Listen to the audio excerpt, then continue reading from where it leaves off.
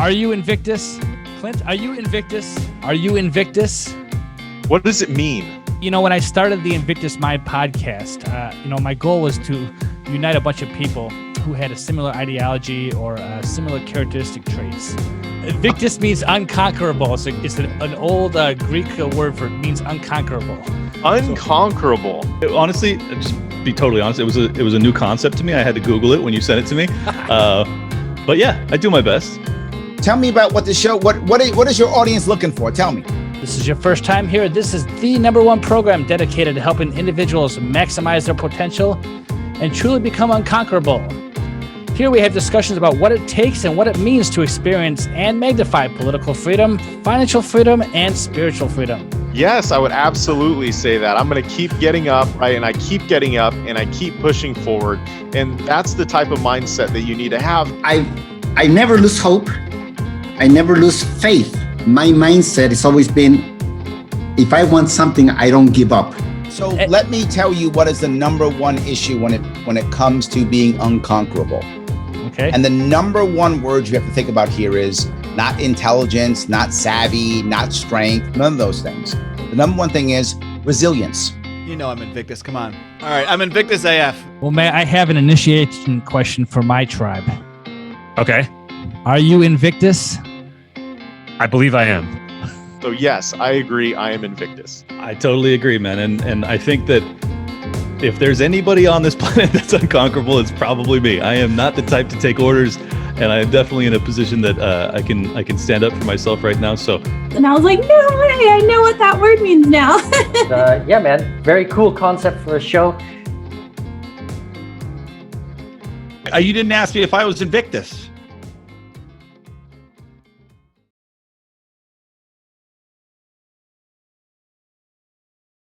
All right. I'm sitting here with Matt Erickson. How you doing, Matt? I am doing good. Thanks for having me here, man. I appreciate you connecting with me. I know I've been trying to get you on the podcast for about 3 months now, so I can be a hard guy to get a hold of, so I appreciate your patience. But you've been very busy, obviously with your work with Wealth, Power, and Influence with Jason Stapleton. But you've hit the Libertarian podcast circles pretty strong.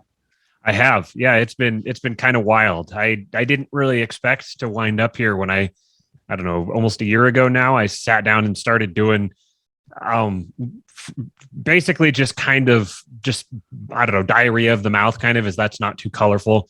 And with my buddy Steve Messina, he and I had been chatting a lot and personally, and I was talking to him about all this mold bug stuff I was reading and all these other subjects that it seemed like nobody was talking about these things. And I was like, this is really interesting. This is all super relevant to the libertarian view of the world. And everybody who I know who's all interested in liberty and all these kinds of, like, this is super relevant. This is like fundamental basic stuff that it seems like nobody's talking about. And so he was like, you have to start talking about this publicly, man. We need to start talking about this publicly. And so I was like, all right. So we just started doing a YouTube channel, and it just kind of, at first we didn't even have a name or anything. We just sat down and just kind of talked for 2 or 3 hours, kind of around the election stuff and everything. And then kind of gradually morphed into basically a podcast and a YouTube show podcast called Kingpilled. And different people started hearing it, started listening to it, sharing it. And eventually I got invited on a couple of larger shows, Pete Quinones and Liberty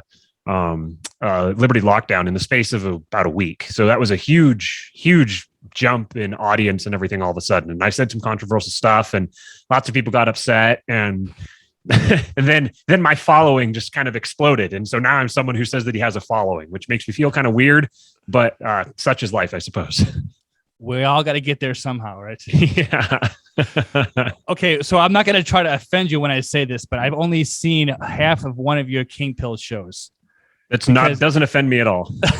Because it's on YouTube, and honestly, most of my content I hear through podcasts as I'm driving in the car most of the time when I listen to it.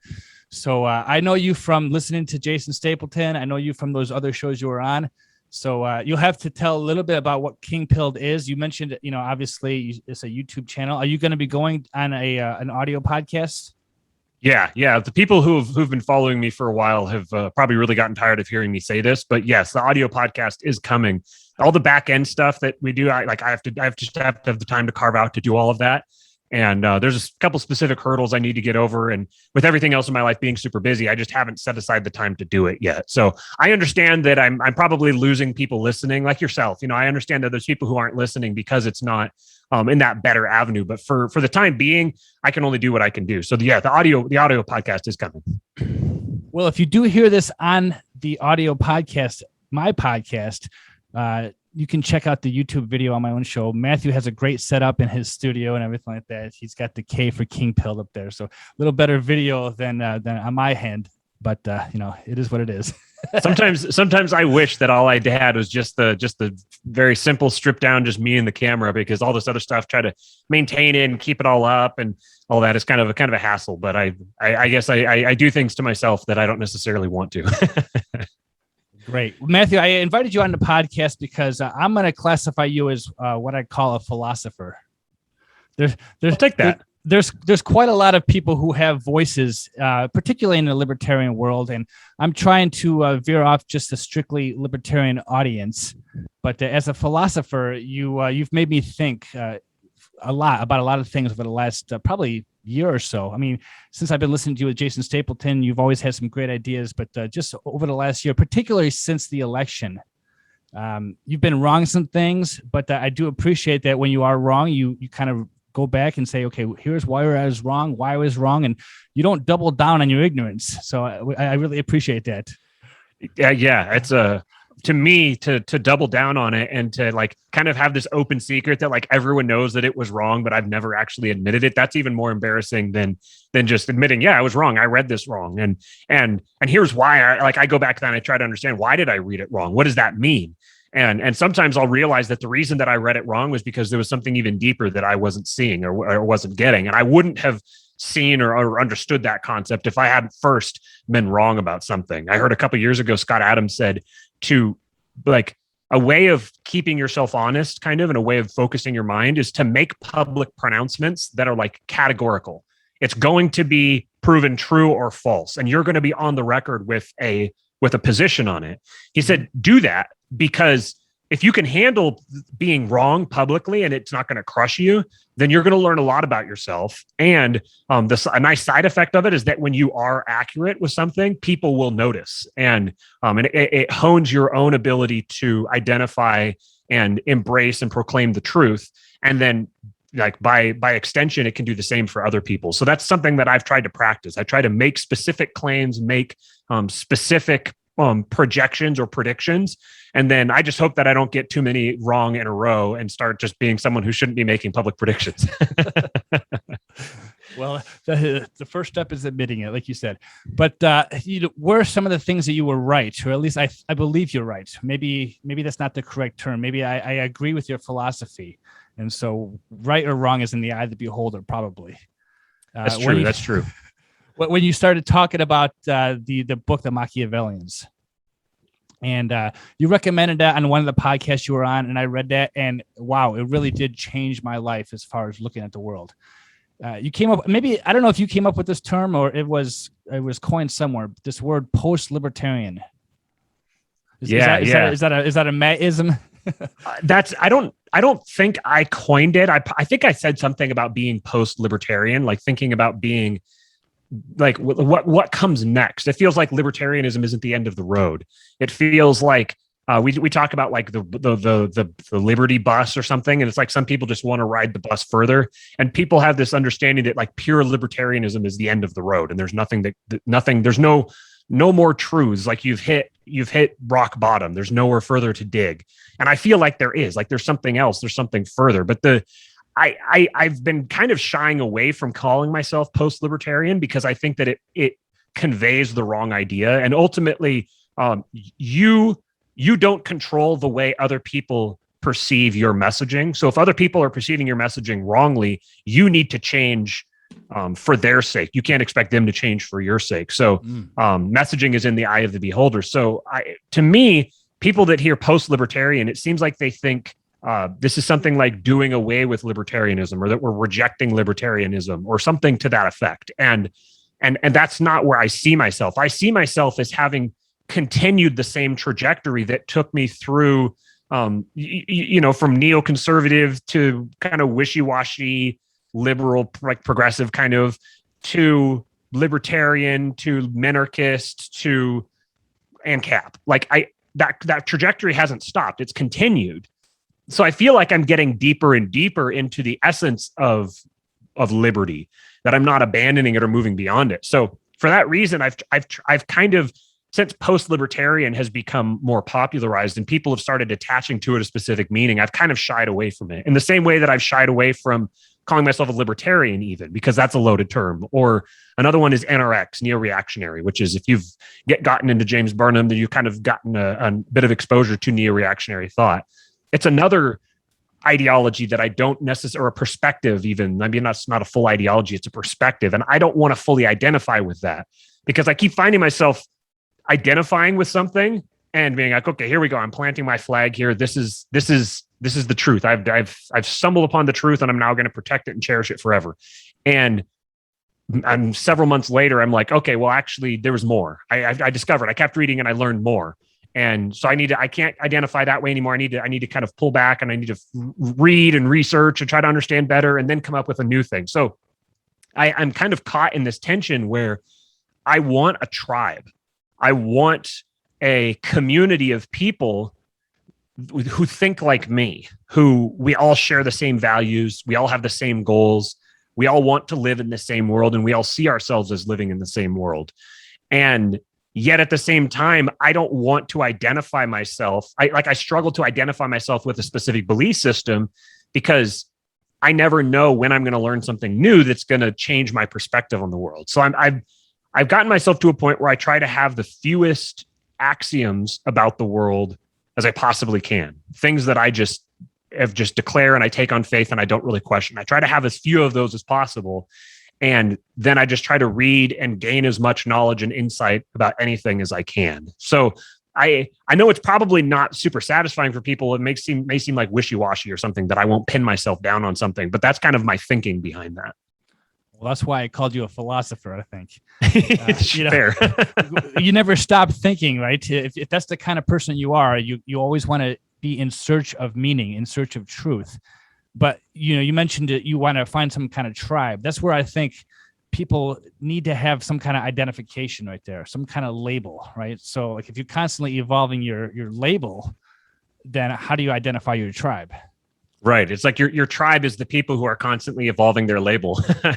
And that's one thing where I've said that I was just tweeting about this with people this morning, that individualism versus collectivism, I think, is a false dichotomy. I think that it's a false choice, because functionally, when you leave the area of theory and you go into the world of reality with actual praxis, collectivism and individualism are the same thing. Individualism manifests itself collectively. You get a collective of people who are all like, I'm an individual. I identify with this category of beliefs where I'm an individual. So ultimately, you begin acting like the imaginary hypothetical person who would be a self-contained individual. And you join yourself together with other people who are doing the same thing.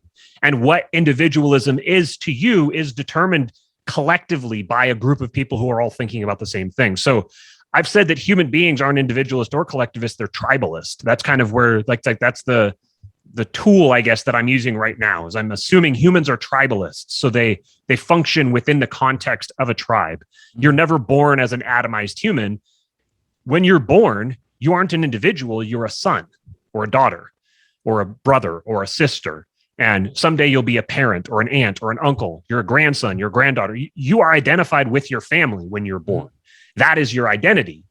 You're never an atomized individual, because then what makes you you is something that you accumulate from the society around you.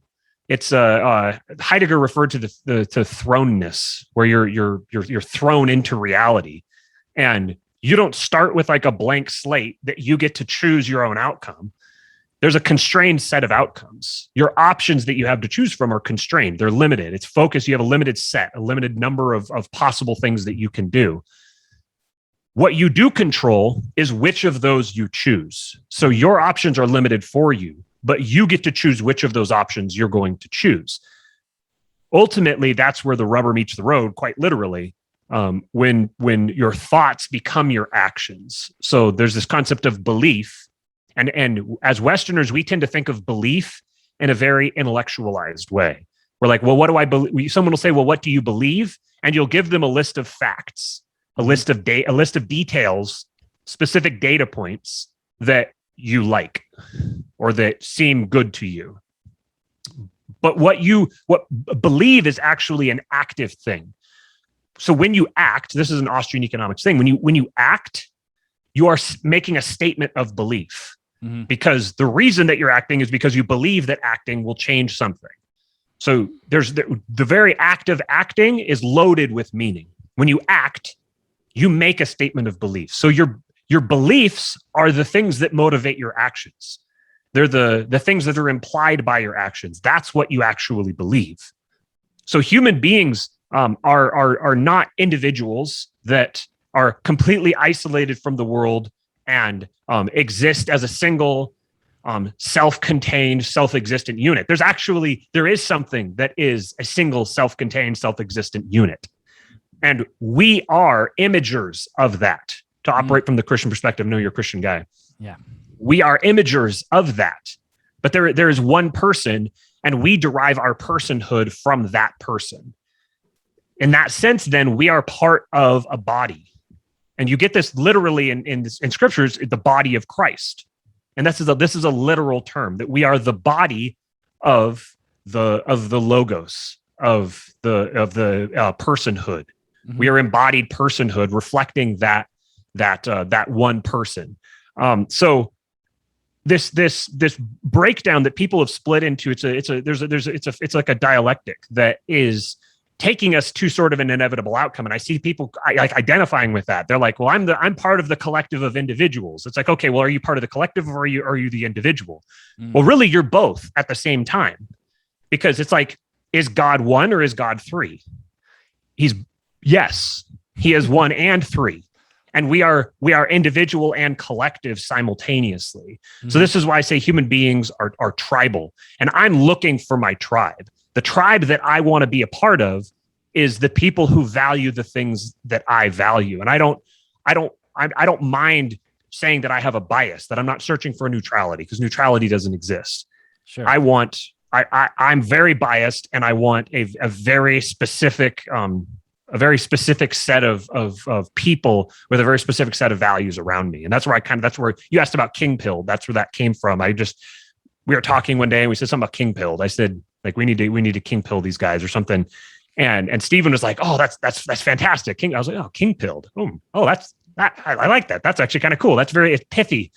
So I guess I get to determine what Kingpilled is. So I don't have to worry about identifying myself to something outside. I just get to continually redefine it. Well, there you go. Matthew, you said a whole lot there, but I want to throw some out here, because I interviewed a person, and I made a mistake of assuming that they knew somebody else in our circle, if you want to call it that. So I had a chance to speak with David Gornosky. Are you familiar with him?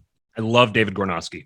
Okay, great. Because I asked him if he actually knew Vin Armani, and he did not. And I have not had a chance to interview Vin yet, but between Vin and David Gornosky and yourself has really kind of shaped my philosophy. And I don't know if I'm going to join your group or not, Matt, if you want me in there, but I'm picking up what you're laying down there. Good. I'm glad. Those two guys have been a major influence on me.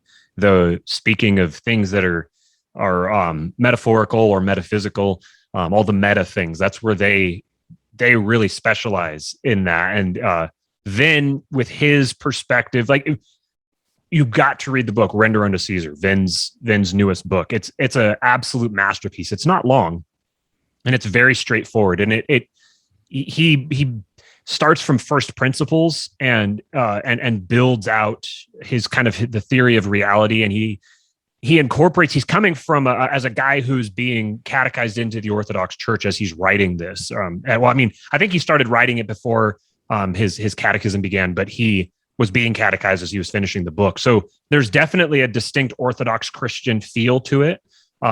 He also tries to write, he almost tries to describe the Christian God from a secular standpoint, from like a Hellenistic secular standpoint, and trying to show that the terms that they're using are they're looking at the same thing. They're just describing it in a different manner. But fundamentally, they're both viewing reality, and reality is manifesting the nature of God. So they're viewing and observing the nature of God, even though they might not necessarily be detailing that. And so he takes that, and then it's called prophecy, prophet, and proof of work in the dim age.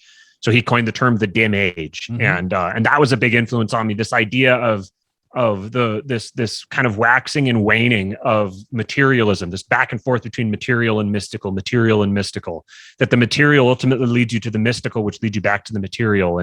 And so that made a really big impact on me, beginning to try to view the world through that lens, which is what led me to like studying Orthodox Christianity. And I'm in the middle of that now. And then David Gornosky talking about mimetic theory, Girardian mimetic theory, and understanding political dynamics through that lens, understanding that human beings, speaking of human beings being tribal, that's part of Girard's analysis, is that human beings function as a tribe. And ultimately you get this drive of mimetic desire, where people identify what they want by observing what other people want and mimicking them. And that ultimately this leads to conflict. And conflict doesn't happen between diametric opposites. Conflict happens between people that are very close. You get there's far more fighting within the Libertarian Party than there is between the Libertarian Party and the Communist Party, because we fight the people who are close to us. We're competing for the same airspace. And so ultimately conflict reaches a tension point where someone is sacrificed. That sacrifice is the scapegoat. And then everyone says, okay, he's going to be the one who was sacrificed. We're all going to ceremonially, whether we do this like literally or just kind of subconsciously, psychologically, we say we're going to put the sins of everybody on that scapegoat. And he's sent out from among us, the goat of Azazel. He's sent out from among us. And therefore, going forward, we're now united as the people who transcended this conflict by putting it all upon the scapegoat. So that magical scapegoating thing this happens repeatedly over and over and over again within human society. The scapegoating effect, we recognize it. And that's part of what the gospel drives at. So what David Gornosky does, I mean, if you've talked to him, you know this. David Gornosky does is he marries like libertarian thought and mimetic theory, and then shows how this is all kind of a derivation, a continuation of the story of Christianity. So those are two of the most influential people that on my own view of the world.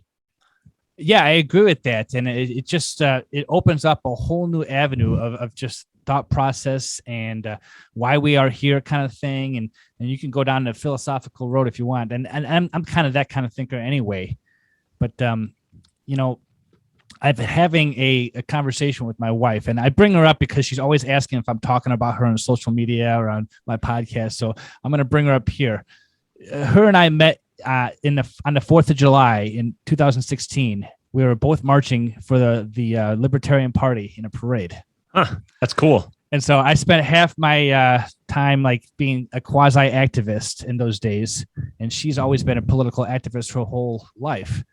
And as I'm stumbling onto this new dim age, as Vin called it, and this age of mysticism, I'm thinking, okay, maybe politics isn't really the avenue I want to be on, and I think this is probably the biggest area of concern within the Libertarian Party. And I'm going to just throw it out there and what you're talking about.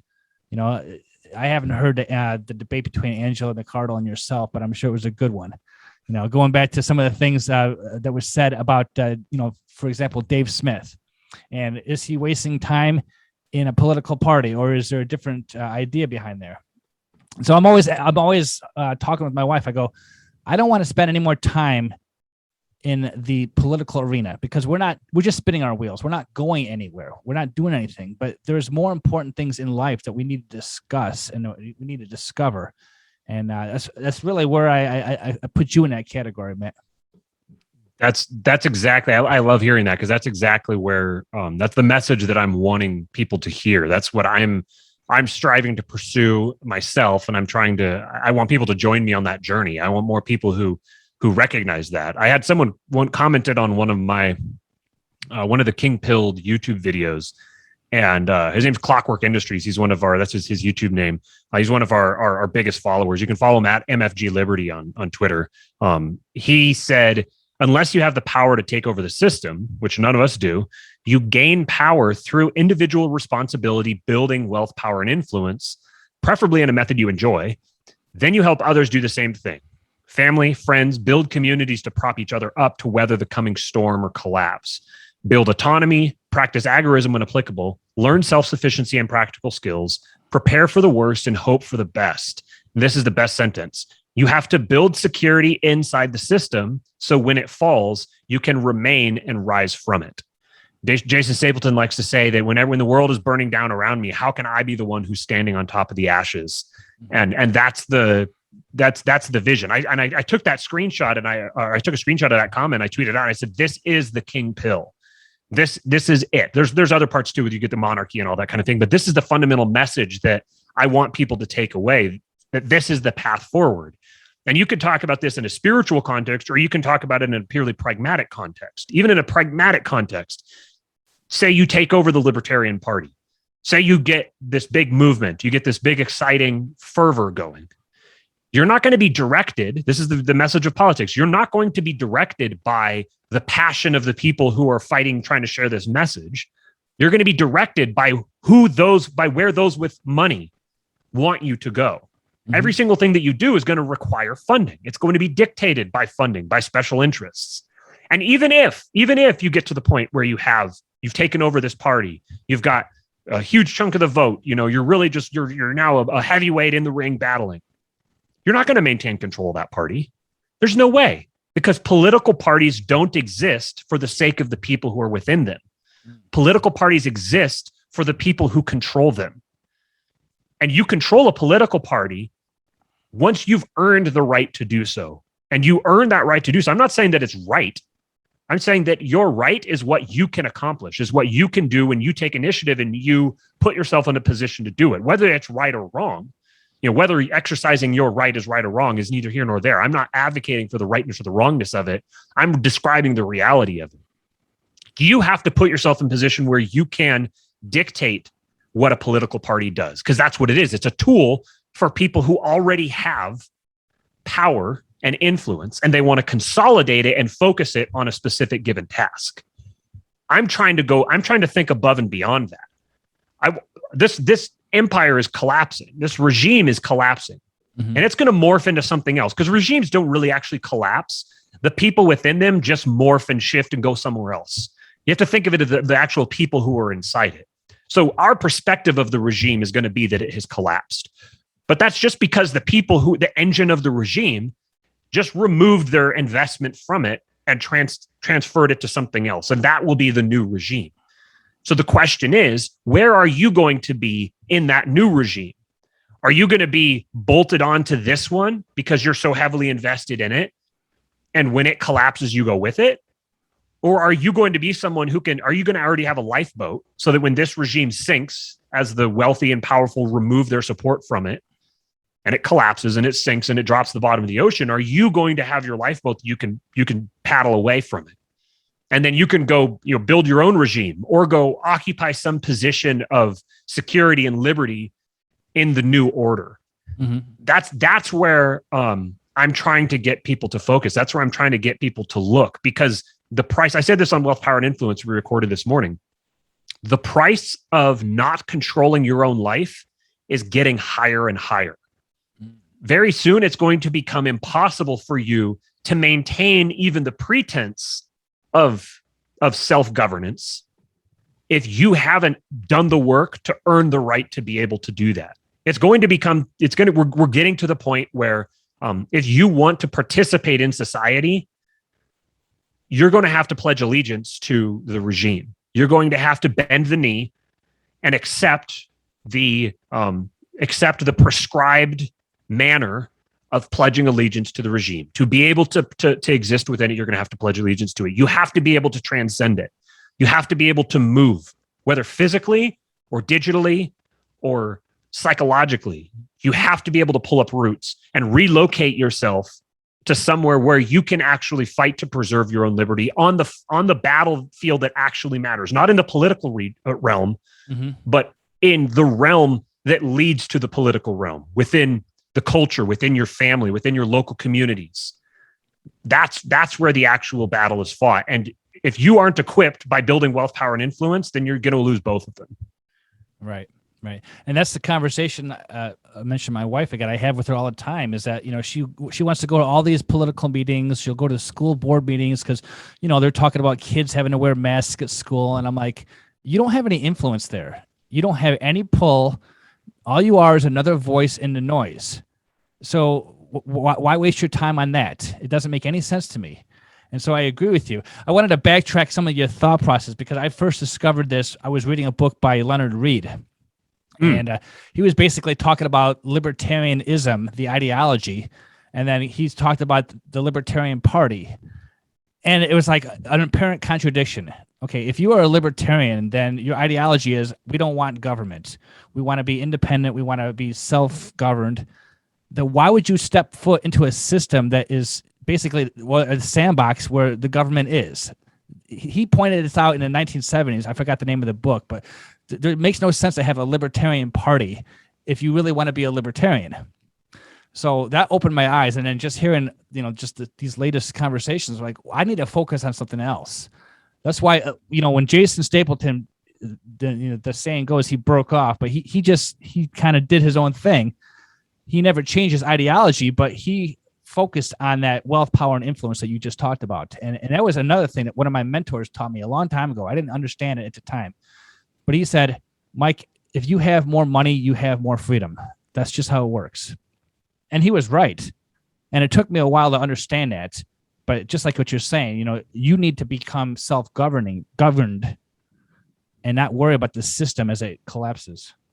Yeah. Liberty isn't something you ask for. Liberty isn't something that you request from someone else. This is even on the level of property rights. You don't have property rights if other people don't agree to respect them. Mm-hmm. And so there has to be some incentive for those other people to agree to respect them. And that's either going to be they are spiritually inclined to, which again, you don't control, or you are so threatening that the cost is too much for them to aggress on your property, to violate your property rights. Property rights are ultimately sustained through violence, through the capacity for violence. Mm-hmm. You don't actually have to use that violence. It just has to be present. This is like the mutually assured destruction concept is built on this. So that's what wealth is. Wealth isn't just money. Wealth is the ability to do what you want and afford the consequences for it. So you don't necessarily have to use violence to be able to actually secure your property. You just have to have the capacity for it. You have to be someone who could use violence and come out ahead. That's a wealthy person. Poor people don't use violence and come out ahead. Eventually it works against them. For poor people, even having the capacity to use violence will often make them a target. They'll be set back. Right. So wealth is applicable on this very practical, basic level of property rights. All of this, and this is just human beings, how human beings arrange themselves. This is how they've always arranged themselves. It's inevitable that human beings are going to arrange themselves under the head of a powerful figure, under the head of a powerful. It can be an actual physical figure, an actual dictator, or it can be a metaphorical or abstract figure. Like our current society is tyrannized by the hypothetical ideal individual. Mm-hmm. Our king, the one we all bend the knee to, is this abstracted theory of the capital I individual, which is the kind of the product. I mean, I know I'm getting super philosophical here, but this is the product of the Enlightenment, the product of classical liberalism is that humanity is attempting and has created a God made in the image of man to replace God himself. So this is the church through the course of the last several centuries, a couple millennia, has evolved to this point. Aspects of the church, we're all descendants of the Christian church, and I mean, we're all Christians now. If that's who is it said we're all Keynesians now? In the same sense, we're all Christians now. Mm-hmm. So we're all operating within a Christian superstructure or the Christian morality. We're all building on with this Christian scaffolding, and so what we have now is rather than us all being arranged with respect to the King of Kings, we're arranged with respect of like an imposter king, this hypothetical ideal individual who everyone compares as individuals. They have this abstract, the perfect ideal individual would look like this and have these character traits. And so we need to create institutions to craft individuals, to craft people into the ideal individual. There's a lot of fascist overtones to this as well, that the role of the state is to create the ideal man. That's kind of baked into our system now. Right. So you will always be subservient to a king, and it's a matter of you get to choose which king you're going to be subservient to. So that's and violence is arranged and held captive to that king. So your property rights begin with your ability to either support yourself or make yourself subservient to or the property of someone who's stronger and more powerful and will protect your property rights for you. Yeah, I'm thinking of how in the Machiavellian's book, it talks about the circulation of the elites, right? There's always going to be somebody in charge. And I can go back to scripture at the same time, because obviously in scripture, they talk about the King of Kings, right? But then they talk about powers and principalities and there's governments. And if you go back to 1 Samuel, the Israelites, they were warned not to have a king, but they wanted to be like every other nation out there, right? And so people are always going to want to have a king, like you're mentioning. And so that this whole concept of being an anarchist, I'm not going to have any king, that's just, it can't happen because you're always going to have that. You're always going to have those powerful people there. So I think you mentioned this before. You can either, maybe it was on Jason's show, but you can either be, powerful, wealthy, and have influence, or you can basically kind of be, on a pleb. You can basically be, I'm not going to be anybody, and I can still live my life as freely as possible. Because I think once you cross a threshold where you start to threaten the government, that's when you're going to see the power come after you, like you mentioned. Right. Yeah. You can be wealthy and potentially influential, because like influence to me, I would see as being something that's kind of like energy, where it's either you can have kinetic energy or you can have potential energy. Mm-hmm. And influence is like you can have kinetic influence or you can have potential influence. And if you have potential influence, you don't have to exercise it. You could be very choosy about when you exercise it. And the best way to retain it, to keep yourself in that position, is not to make yourself a threat to the established power. That's one thing that we've fallen under we're like held captive by the mythology of liberalism. But the revolutions are not sources of freedom. Revolutions are the means by which a regime breaks down like cancerous necrotic structures within its institutions and rebuilds them and enhances its power. Right. This is the way it's called a revolution. It starts here and it comes right back around. It's a circle. Yeah. So revolutions are actually tools of the elites. You mentioned the circulation of the elites from Pareto. Revolutions are tools by which some members of the elites weaponize the masses against the other members of the elites. This is every single revolution has always been this. And then the winners write the history books, right? So those new elites tell a story about how they were actually the underdogs. Maybe they were the underdogs, but they were the downtrodden, that had this great, fantastic mythology, how we overthrew oppression and now we reign, and we've given, the libertarians say we want to take over the world and leave you alone. There's this instinct that we're the underdog and we're going to take over the world. Well, if you take over the world, you aren't the underdog anymore. So this idea is baked into our heads that it's always the elites who are the ones who are in power by definition. That's just, you don't remove that. You're going to have elites who are in power no matter what. So the question is, are you going to be a member of the elites or are you not? Just because you're a member of the elites doesn't mean you have to be bound to the system.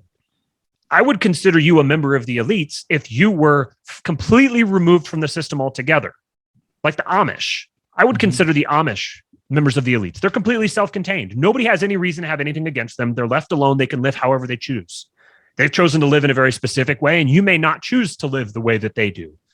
That just means that you have a new task set out for you, which is how do you carve out the lifestyle you want while maintaining a position where you are in control of your future, not the regime. And it's possible that you may never be able to be fully in control of your future, and you have to accept that.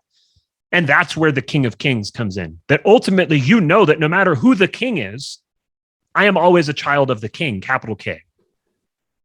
The Bible doesn't tell Christians to go out and overthrow kings.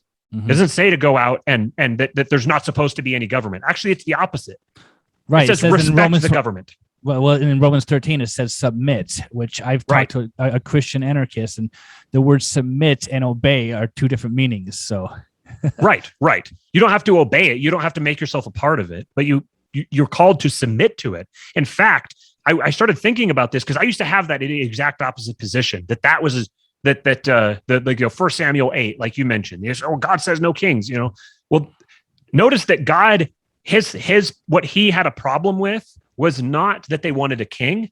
It's that they wanted to be like all the other nations, because they didn't just want a king. A king to them wasn't like a king the way we think of it. A king to them was literally a god. Right. They said, we want a king who will go ahead of us and fight with our armies. When we go into battle, he will ride ahead of us and he will fight for us. They were appealing to, they were saying, we don't want you anymore. We want a king. We want a god to replace you. That was the problem. It wasn't, we want to reorganize the governance structure in our society. It wasn't, we want to have rearrange our corporate structure kind of. It's not like God says, oh, no, you can't have a king. You can arrange it any way you want, but no king. They wanted to replace God. And that was what that was speaking towards. So throughout all of scripture, people are consistently commanded to respect authority. They're consistently starting within your family and general. And Paul, when he wrote Romans 13, when he said submit to the government, I think it's worthwhile to think of who the government was then. The emperor of Rome at the time was Caligula. Right. So it wasn't like Paul wasn't aware of tyrannical power and its threats. He was saying, this isn't the fight. This isn't where you need to be focused. Don't worry about it. Don't make yourself an enemy of the regime just to piss it off. Be true to the gospel. And when you have to choose between the gospel and when you have to choose between the King of Kings and the king, then you choose the King of Kings. But don't put yourself purposely afoul of the king just for funsies. The fact that God is the King of Kings sort of implies there's an inevitability that there are other kings. He can't be the King of Kings if there aren't other kings. Right. So this isn't like he's king of this hypothetical thing that doesn't actually exist. That's not much of a form of praise. It's like he's king of the Marvel universe. Okay, he's like the Marvel universe doesn't exist. The kings exist, so he's the King of Kings. Sure. So you mentioned you're getting back into your Christian theology. Were you raised in a Christian family? Very, yeah. I was raised. There's kind of an irony here because I was raised in it was a very conservative, socially, culturally very conservative, but it was a very kind of radical Protestant denomination, Seventh-day Adventism, and so I was just about as far forward in the Reformation as you can get, kind of. Is where I was raised, but it was very, very culturally and socially conservative. And I was very devout. I mean, I've been baptized twice. I was baptized as a young boy, and then I felt like I'd kind of gone astray. And in high school, I was baptized again because I was like renewing my commitment. And I ended up going to a really conservative school, a denominational school. And then the college I went to was the same. I went to an evangelism school. I went and spent a while going door to door, giving Bible studies. Oh, wow. I went over to Europe and participated in a school in Norway, focused on agriculture. And we did an evangelistic series in Sweden. I was very, very active in the church throughout my early years and into my 20s. And then throughout my 20s, I kind of drifted away from it. And it was actually studying politics and trying to get at the roots of liberalism was what led me back to the church. And now, thanks to Venarmani and a couple other people that I've encountered recently who are all another buddy of mine named Josh, all people who are affiliated with the Orthodox Church, they kind of like were just dropping little tidbits in my ear. And so I kind of started studying it and coming at it from the metaphysical point. It was the fact that they're so comfortable with a mystical world. is what has really drawn me to the Orthodox Church. And so then I've had a lot of really profound experiences over the last several months through that. That's awesome. So I was raised a Lutheran, and then kind of like you, I had a falling out for a long time. And now I'm actually a Mormon, LDS. Okay, interesting. Yeah. So, I mean, and there's a lot of differences between Orthodox and Mormon theology. I'm not going to care to go over all those right now, but I stumbled onto that podcast, Lord of Spirits. Yes. And what I really like is what you're saying is it actually brings into mysticism. I mean, there's a lot of mysticism within my own faith, but sometimes I feel like on a regular Sunday school, they won't get into some of the real deep mystical stuff that the podcast talks about. And it makes me realize, going back to the same thing with the King of Kings, politics and religion are the same thing. I think that's something you said before too. Yep. So I'm working on this thought process, this article I want to write about how, you can't have a separation of church and state because people will think of the state as their religion. Yes. It's all the same to me. But you say a God-shaped hole in people's hearts, right? If they don't have a religion, if they don't have a theocracy, if they don't have something that they worship on a regular basis, they're going to replace it with something. And most of the time, it's going to be the state. It's going to be something. So it opened my eyes big time as to how all this stuff is all related. And I don't think I would have been down this rabbit hole if it wasn't for some of the events that transpired over the last 18 months, Yes. The last, to me now, it's kind of like the way to identify how much you can take someone seriously is the extent to which they've been affected by the last 18 months. Mm-hmm. If the last 18 months hasn't dramatically transformed your view of the world, even if you were already kind of onto some stuff and you're just kind of like confirming your biases or something like that, either way, I don't know what to tell you. If you don't see how much the world is changing and it isn't the way that it's pulling back the curtain and revealing the Wizard of Oz, then you should start looking, and you should start looking very, very soon. But we said about Lord of Spirits, I'm going back through and listening to it again because I just can't get enough of it. And what it's really made clear to me is that I tweeted the other day that I think I said doctrine is not religion. And this is all I'll keep repeating myself. It keeps coming back to the roots of classical liberalism. As Westerners, as descendants of the liberal tradition, we want to intellectualize everything. We exist perpetually in the world of theory and ideas. This is us living in the age of science. Capital S science, the little trademark symbol. It's corporatized science. Right. It's like ever present in our mind is a desire. We abstract everything away from the real world, and we imagine ourselves in a hypothetical world, and we imagine like what would be the engineering properties of this hypothetical world, and then without like connecting it to the real world, we just act as if we're in that hypothetical world. So you have people. Pete Quinones says that it's people living in Ancapistan in their heads. This phenomenon exists with more than just ANCAPs or libertarians. They're just it's fractal. It exists at every level of the human experience, and it manifests itself that way for them. Christianity, the Bible is not a book of abstract doctrines. It's not like an intellectual exercise that you engage with, and you have the difference between beliefs and thoughts. Again, Christianity isn't something that you think. It isn't that you have a whole bunch of these data points and you like mentally say, yes, I believe that's true. Christianity is something that you live. It's something that is embodied in your behavior. You are part of a tradition. It's very real. This is a historical phenomenon. You are part of a tradition that was started by real, literal historical events that transpired 2,000 years ago, but it started even before that. This is a continuation of a trend for thousands of years back. It's real. This is a historical story that you get to participate in. And you mentioned identity, and a thought that popped in my head, and I want to be able to say it before we got to the end here, is that identity, when you're looking for your tribe, your identity is a paradox, because it's the thing that you use to identify yourself. You say like, my name is. You set yourself apart from the group by saying, my name is Matt. Your name is Mike. We are set apart from the group. But that's not what we call ourselves. When you say, like in Spanish, they don't say, what is your name? They say, what are you called? Oh, so it implies your identity implies other people who define your identity for you. Sure. So identity is paradoxical like this, where when you define your identity, you're actually identifying with a group of people by identifying yourself isolated from that group of people.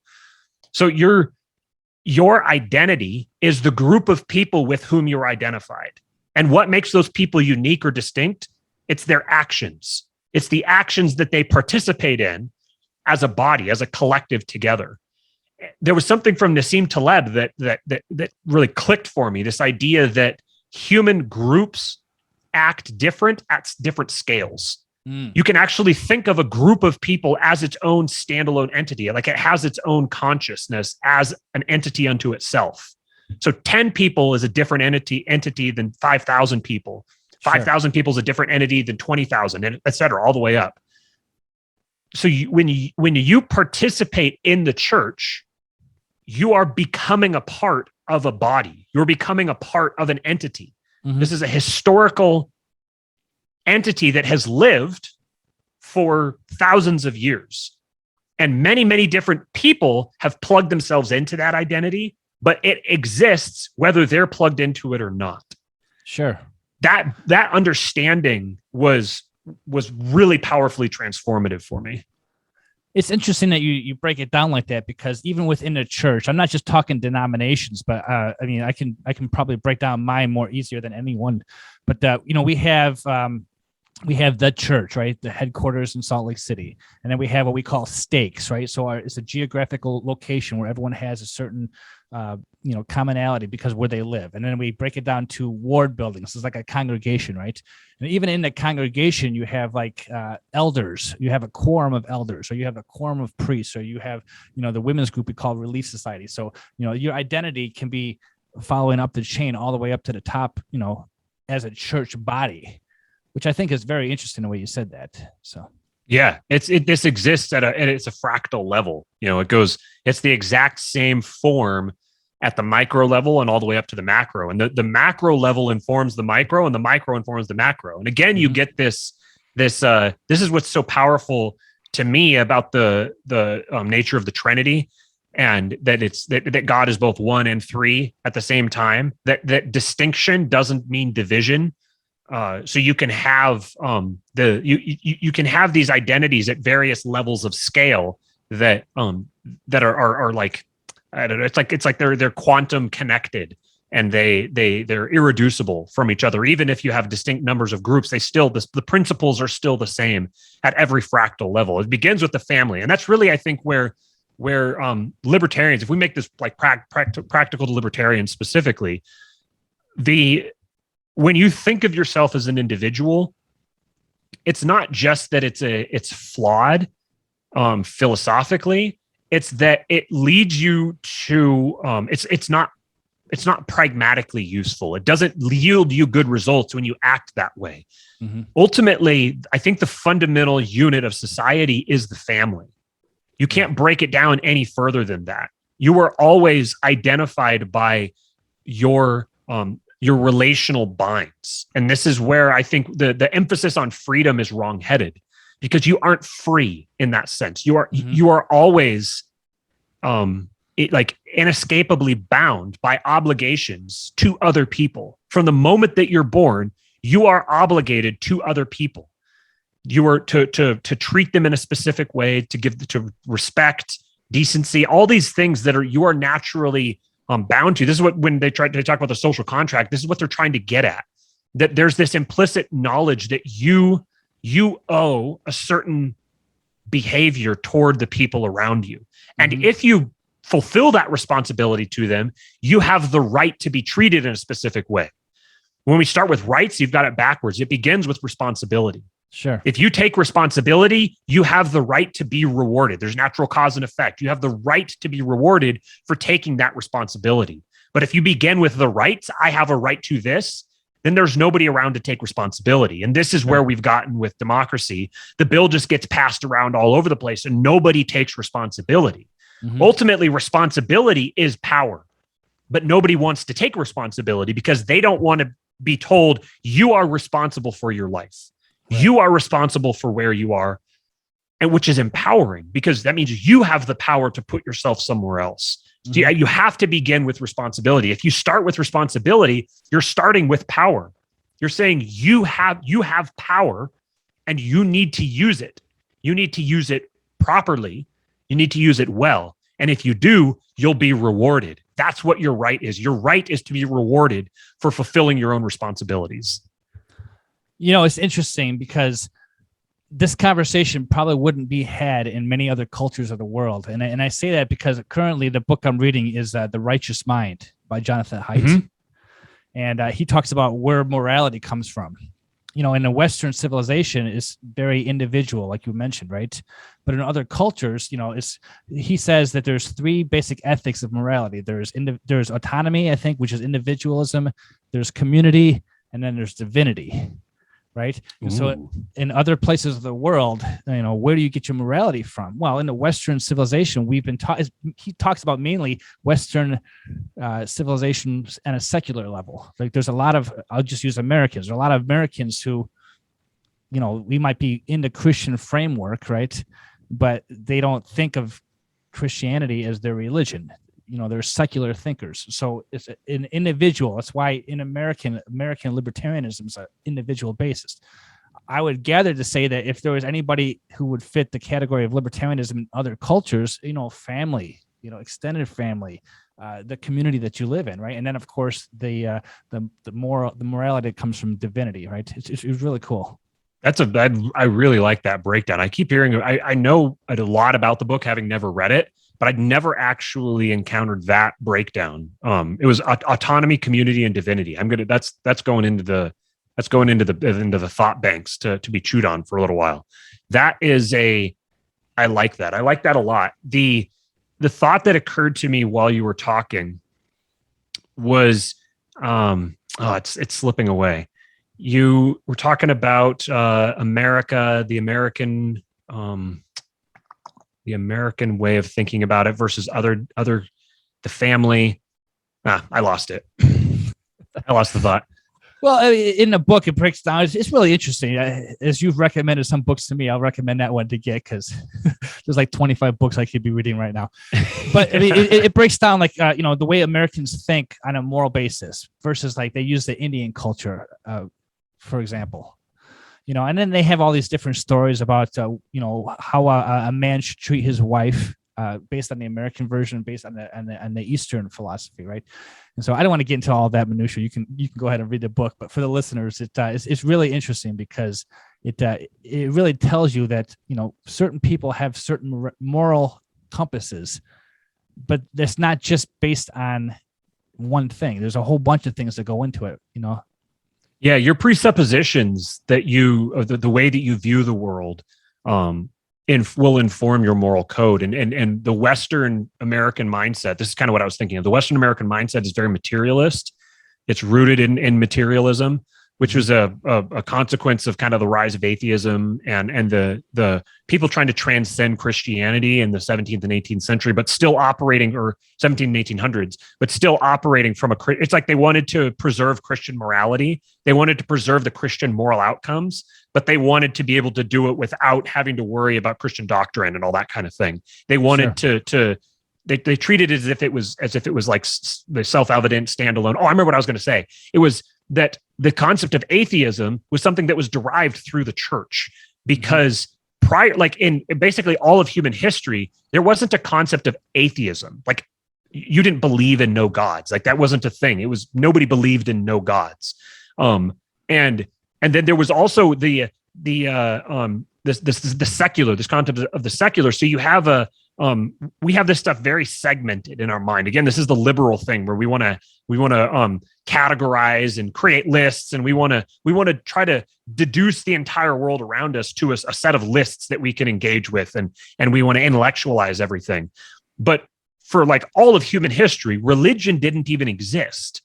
the way we think about it. Like you said, you look in an encyclopedia and it says, it'll break down, I don't know, like some tribe in Peru or something, and it'll give their, like their economy, and maybe it's like agriculture, and it'll give their like their different, their social structures or whatever. And it'll have their religion. And most societies in human history didn't think of religion that way. Right. Religion was just who you are and how you behaved. It was unspoken, kind of. It was just the thing. The word religion means to bind, or like that which binds. So it was just like the natural way that you viewed the world that kept your tribe or your society together.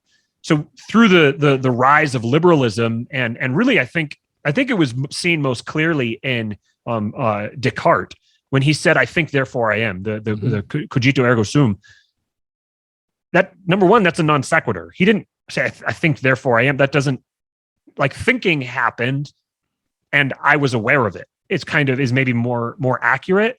Mm-hmm. But from there, it said, like, human consciousness is the baseline, and your individual experience is the subjective individual experience of it is that from which everything else flows. So from there, morality is inevitably going to be like a personal expression, a matter of personal expression. But just because that's the way you think about it doesn't remove the fact that we have morality baked into us. Like as Christians, we believe it's because we're made to image God. He created us, so his character, his nature is baked into us. So people have natural moral instincts, whether it's going to be on a collective level or an individual level or tribal level. But the way that the West has now, like the rest of the world are all just kind of like colonies of the West. The West has really taken over the popular consciousness, and it's really seeped into just about everything. But I think what we're seeing now is a rise in people understanding the flaws of the Western liberal, individualist, materialist viewpoint.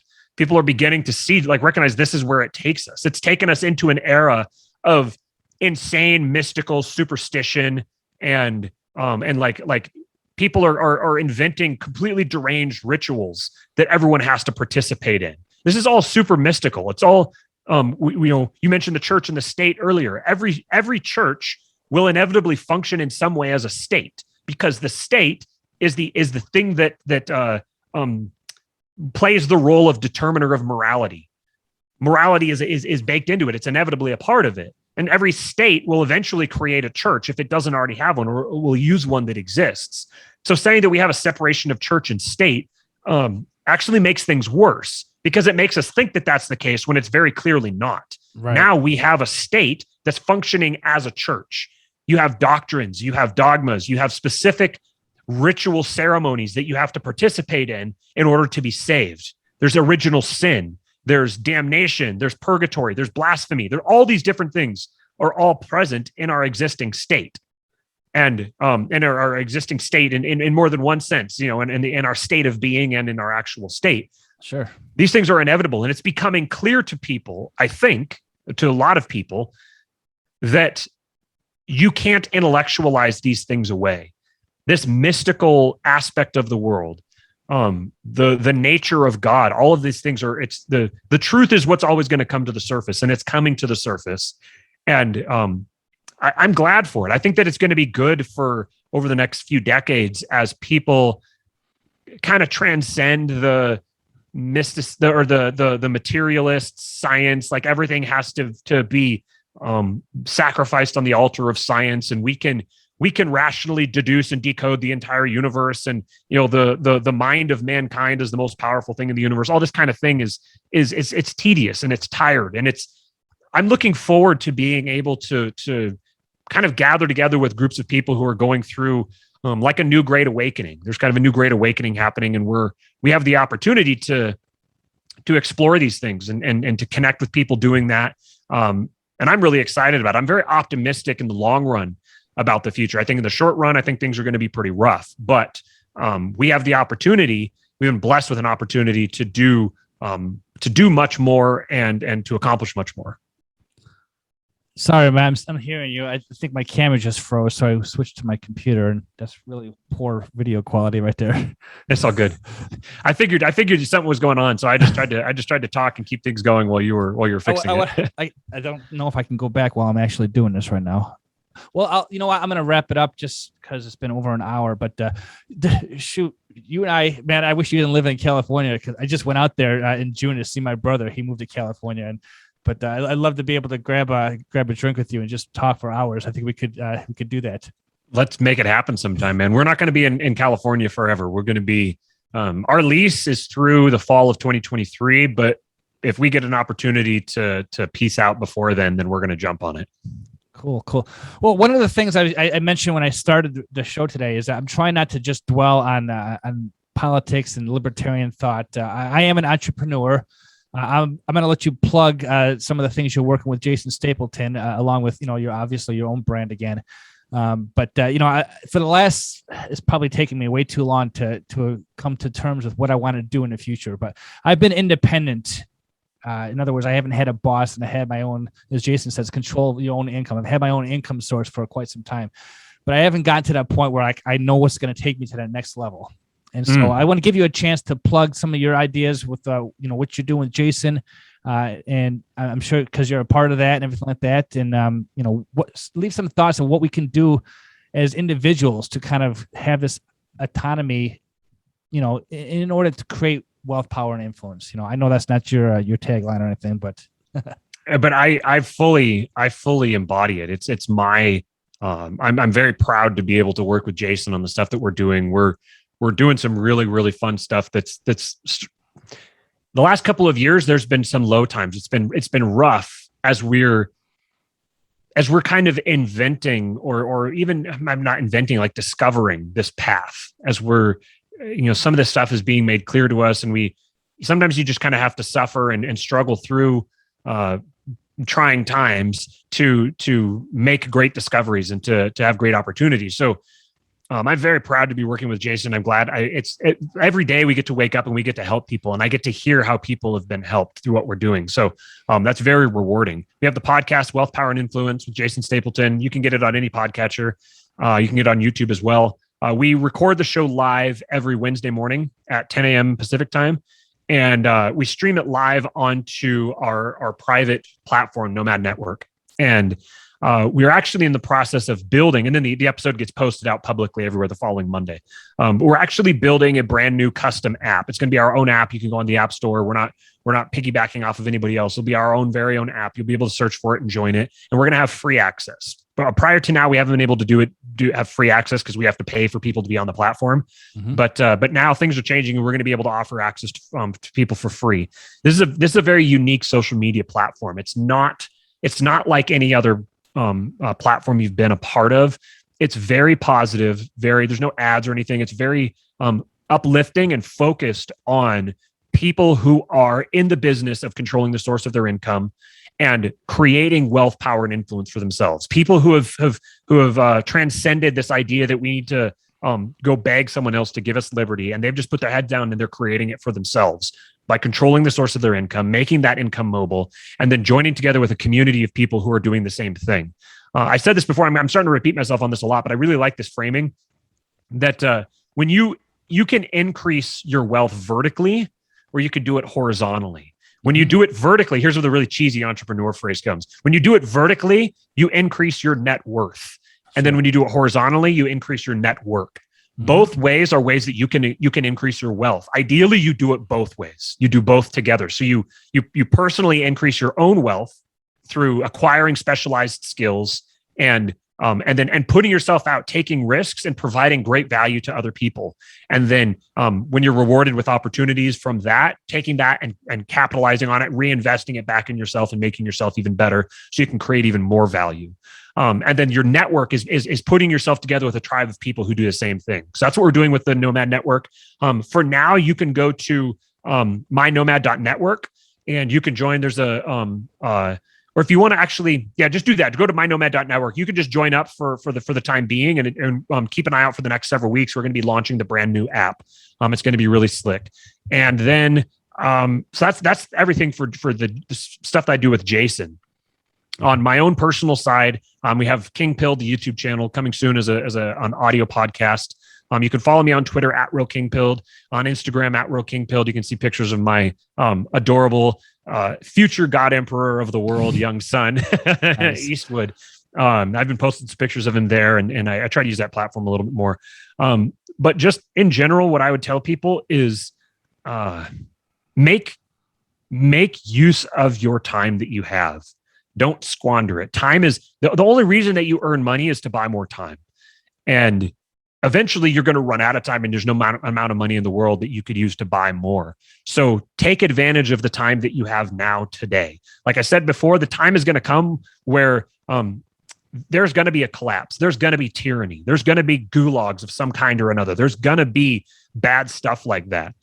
But you don't have to participate in it. You can opt out. You can put yourself in a position where that doesn't happen to you. So maybe there is going to be a world war. That doesn't mean you have to fight in it. That doesn't mean you have to participate in it. Maybe there will be an economic collapse. That doesn't mean that you have to collapse yourself. Every time that there's an economic collapse, somebody profits from it and comes out ahead. There's specific techniques and there's specific things you can do to ensure that that's you. So above all, I would say don't waste your time. Get serious about putting yourself in position to control your own wealth, power, and influence, and then to increase it as much as possible, not for your own sake, but for the sake of your family, for the sake of your friends, for the sake of your community, and for the sake of the people who need what you have to offer. You have some sort of special skill. You have some sort of talent or gift or product or something that you can offer the world. And if you aren't offering it to people, you're depriving them of something that could make their lives better. So put yourself in a position to do that. And then whether you're in the church or not, get serious about encountering God. Whatever God means to you, get serious about it. Begin thinking in those terms. Begin thinking in terms of being a part of the body of Christ and what that could mean and how that could affect you, and how that ties into the political world and all that. Just start thinking along those lines. It's very, very little. I'm not going to ask a lot. Just start thinking about it. Go listen to the Lord of Spirits podcast. Just start from the beginning and listen to it as like a history show. Mm-hmm. Like this is describing the history of the world. There's archaeology, there's philosophy, there's crazy grammar stuff. If you're a grammar nerd, there's something for everybody in it, but it's a fantastic podcast. Read The Machiavellians by James Burnham. And yeah, I think that's, Dominion by Tom Holland. That one as well. That's the next book on my list, by the way. Good. I bought two. I bought that Righteous Mind and I bought Dominion. So good. It is going to transform the way that you see the world. Awesome. Well, Matt, I have an initiation question for my tribe. Okay. Are you Invictus? I believe I am. Good enough. Awesome. That word means unconquerable, and everything that you just said is how I fit that definition. So yes, make yourself unconquerable. So I want to thank Matt Erickson for coming on the show today, and thank you all for listening. This was a great conversation. So thanks for your time, Matt. Thank you, man. I really appreciate it. It's an honor. All right.